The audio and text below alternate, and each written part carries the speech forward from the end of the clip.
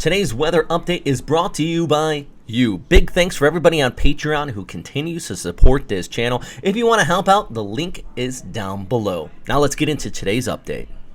Hi there, my friends across the Western Pacific. Let's talk about what's going on out here today. You know, we got a few areas keeping an eye on. First and foremost, our tropical depression located over Vietnam and bringing some heavy rainfall and bits of flooding out there in Da Nang where this did come on shore. That is still tapped into that monsoonal flow stretching across, well, even back towards Myanmar, Thailand. You can look all the way towards the east here. This goes across Visayas. Now, calling it a river of moisture, it is an increase of general precipitation.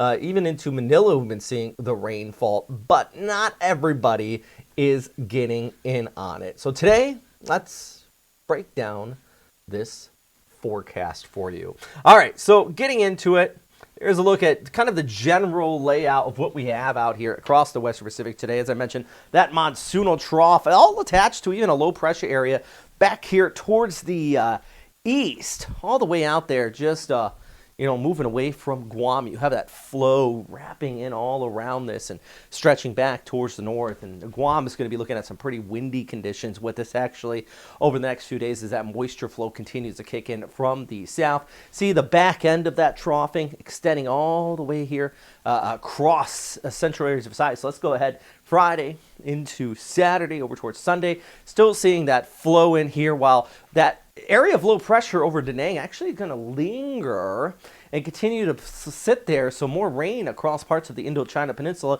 And in the bigger picture, you still have that monsoonal trough. So I don't see anything right now that would tell me a typhoon's going to form up. If anything's going to form up to a named storm, the next one that would be, it would be this area right here.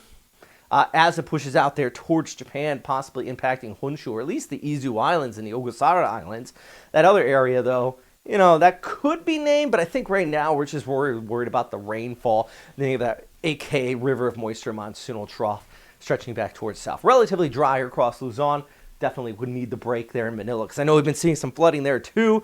Always remember, if you do get some flooding in your local area, those floodwaters can rise at a fast rate. So always, be smart. Be careful out there, especially in these areas where I do expect that precipitation to continue to pick up. Here on our Thursday, Metro Cebu, there you go, 32 degrees. Tacloban's at 30. Rojas at 29. Legazpi at 33. We'll partly cloudy skies, some passing showers there for you.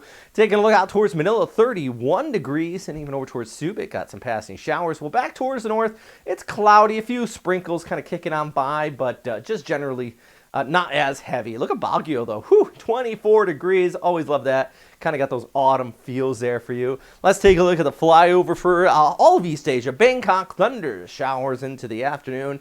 Really here in Manila on your Wednesday, rain but not much wind. On our 1 or 2 showers there for you. Back towards the north into Naha, partly cloudy skies. Really relatively warm, though. Temperatures into the 30s. While into Tokyo as well, still staying on the warm side. Temperatures high 20s to low 30s. Seoul's a nice spot. Look at that. Teens, 13 degrees by Friday. Got a little bit of a front that's going to be kicking in. Those winds start to change in from the north out there. So definitely a bit of a change up through that extended forecast. Anyways, big thanks for everybody who continues to support this channel, guys. As I mentioned before, you're the reason why these are just possible, and really do truly appreciate it. Here's a look at our super typhoons. Garmin being our mega super typhoon. Thank you very much. And everybody else, it really does go a long way. Anyways, let me know if you guys like this new layout too.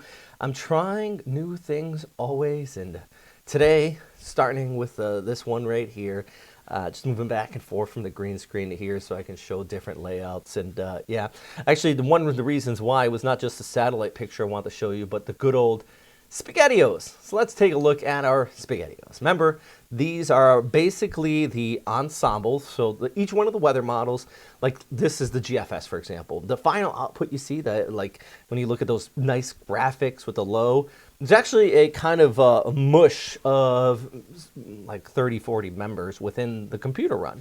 And you really just kind of take the average of those. What this shows is all of those different members in the low pressure area out there. For example, in the Philippine Sea, it starts to show them split apart. And the average has it pulling towards the north, but there are some that kind of pull west.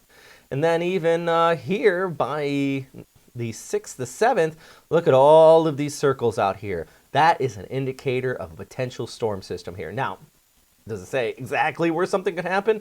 No, there's a big variety here. But with so many low pressure areas, all these red circles kind of being indicated, it does say, this is something we need to watch very closely over the coming days. So of course, we're going to watch it very closely over the coming days. As always, thanks for watching though. And number one thing, of course, is stay safe out there.